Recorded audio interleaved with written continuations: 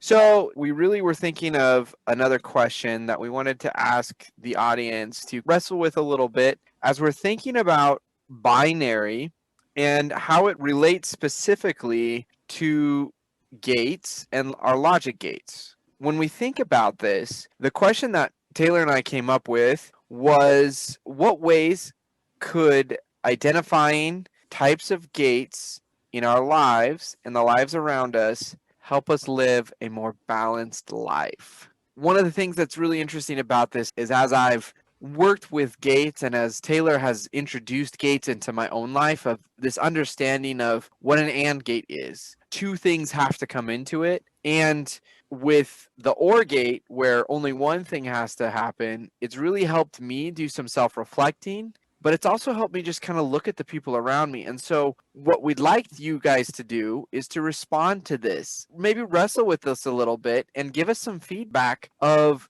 your thoughts on what benefit this would give you to find that balance in your life. Yeah, and like Nathan said, it's important to know what kind of a gate you're using. It's also important to know what kind of gate someone else is using, because not only does that help us and ourselves, but can also help with communication. Now, I know that our episode wasn't necessarily about communication, was more about self-reflection, but I do think communication is important and part of what we as people do.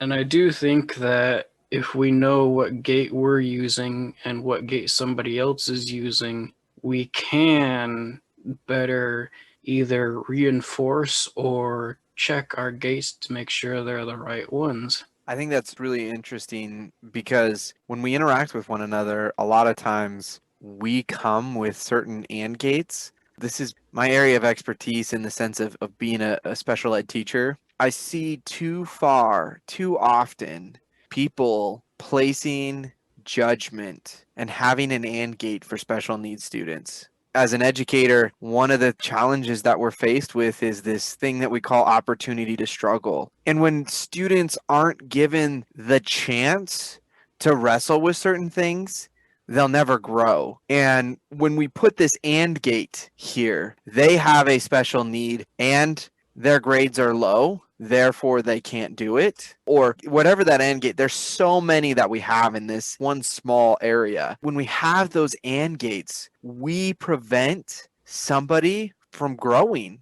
from becoming more human, becoming something amazing. I can't tell you how many times, even just in my own life within the special needs world, that I have changed my and gate and needed to change my and gate, because when we put those and gates there, especially with people like this that have struggles, that have issues, when we put those gates in place, we limit their ability to grow. And that's a problem. I mean, that's a problem with anybody. And unfortunately, it happens all over the place, right? Right. I mean, like, I can't tell you how many and gates are put in place for people around us, and it's not okay. And I don't mean to get all preachy. Sorry. I got a little on a soapbox there. But this is exactly what we're talking about, is the sense of like, check it. People will surprise you,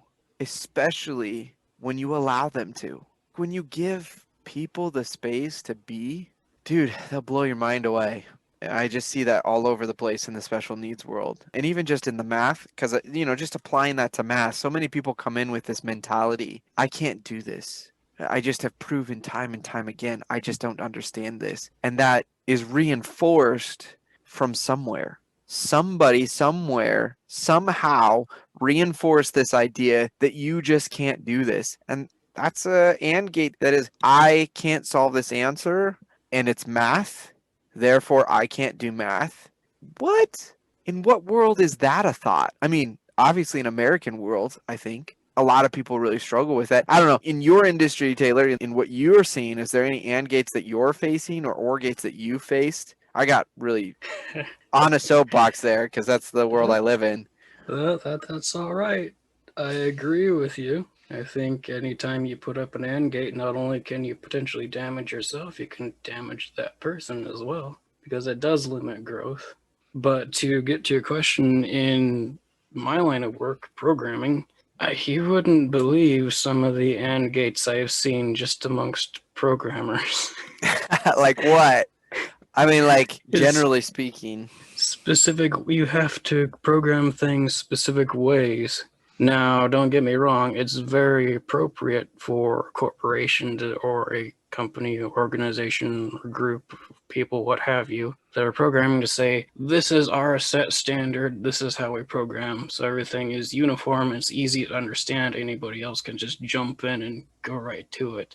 But in cases where you don't necessarily have that, or when you're trying to form that, everybody's got their way of programming and it's the right way. And if you program this way, or okay, the best example I have is variables. And what variables are just words that you're using to store a value in a program. Like your variable could be the date, and that's where you store today's date.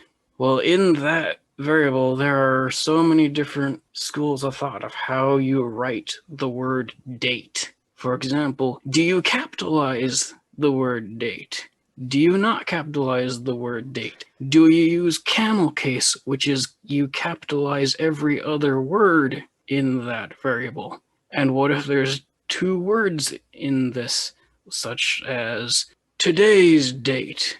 If you write the word today's date, how do you connect the two words if they're the variable? Do you do an underscore? Do you do a dash?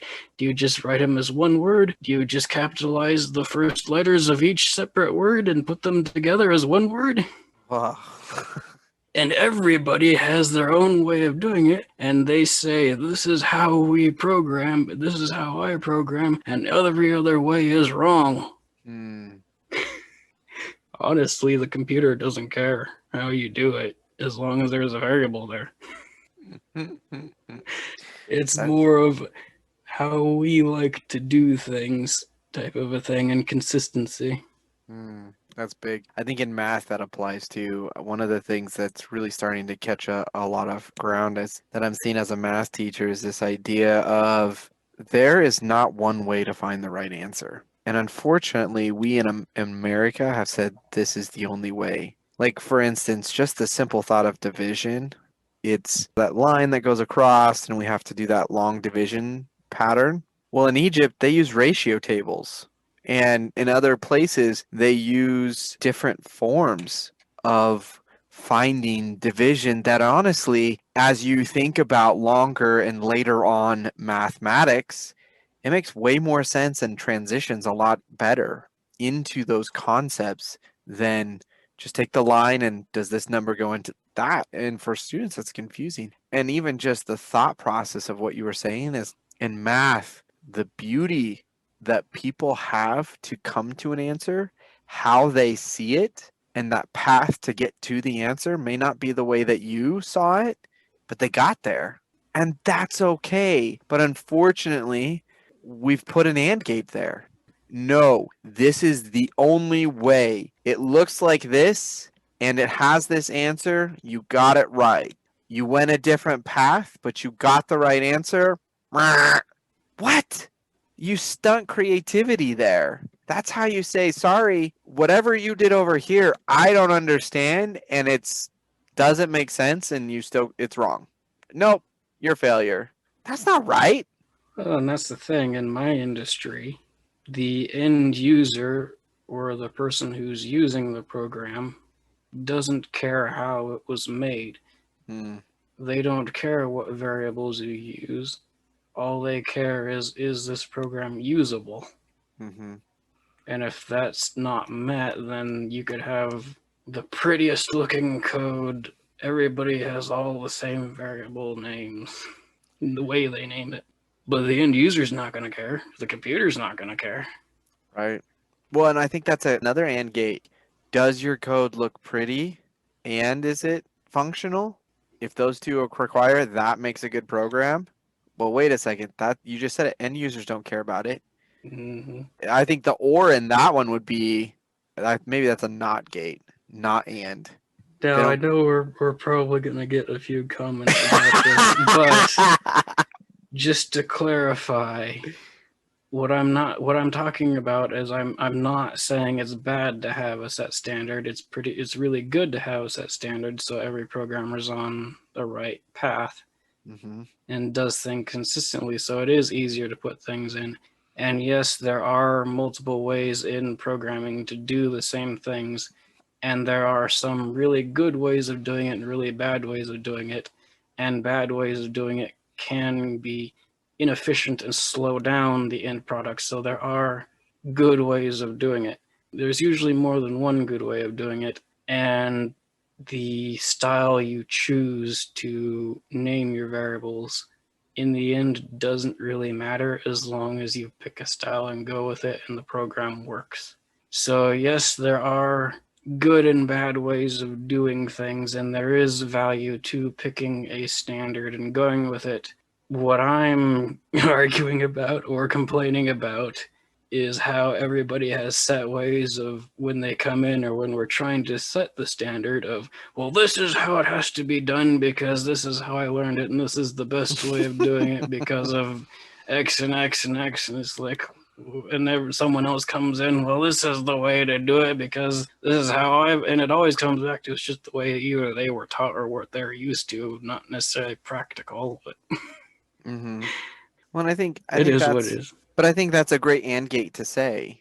A great, and actually, I think we talk about this later on in the series. I can't remember which topic it is that we talk about this, but this idea of adjusting our own understandings of the world to not necessarily, I don't want to say conform, but to allow ourselves to see a different way of doing things. And this is the start. This is, like we said, this is the start of it. And just a reminder, Taylor and I have been talking about some great stuff here. But again, the question that we're really wanting you guys to focus here on is this idea of what ways could identifying gates in our lives and in other lives help us find a more balanced life. And that includes communication. That includes our relationship. That includes so many things. But this idea that we're not always shutting off when people talk to us, or we're sure turning on, like we talked about in our episode, it's really important. And is it really okay to shut people off because they start with a capital B and have a capital D, DATE? Yeah. However they spell something. That's because they do it differently, we're shutting them off. What? What? Oh, yeah. I mean, obviously that's your world and I don't know it. But I mean, like, even just for us in my world, for special needs and for math, it's like we write people off so easily because they don't talk the way that we're used to, or they're introverted too much, or they don't respond the right way. How do we work with that? It's hard. For some people, it's really hard to be able to do that. But becoming more human, we got to be able to interact with people of multiple places, multiple lives, even those nerdy people who like to code, Even them. even them. Well, any last comments before we let people respond to this question? I think that pretty much covered it. I'm sure somebody in the comments is going to tell me exactly how to set and write variables now. Well, I feel like here's the thing though. We're going to have comments, and honestly, we want constructive thought. This is to start the conversation. And we're not perfect. We recognize that. And just like many of you who are listening are starting to recognize your and gates and your or gates and your not and gates and your not or gates, all of these things, because this is kind of a new thought. Maybe for some of you to apply this, we are too. And so recognizing these for us, we're growing. And I hope to be growing till I die. If I stop growing in my understanding of the world around me, man, I stop becoming human and I gotta grow. So, your comments, I really encourage you to be thoughtful, respectful, but be real. We can handle real within those guidelines, right? Right. And we can joke around quite a bit too. So, if you agree with Taylor. I don't know. What is your preferred? Do you have a preference? Are you going to say that so that people are like, yeah! Oh, I'm not gonna start that war on here. You're not going to reveal that card? Okay. Well, if you really want to know too, how does Taylor do his variables? If you write enough comments on it, maybe it'll come up, but who knows? We'll see. A lot of Oh people want to boy. know. Oh boy. Well, have a great week. Have a great month, and we'll talk to you guys next time. Bye. Thanks everyone.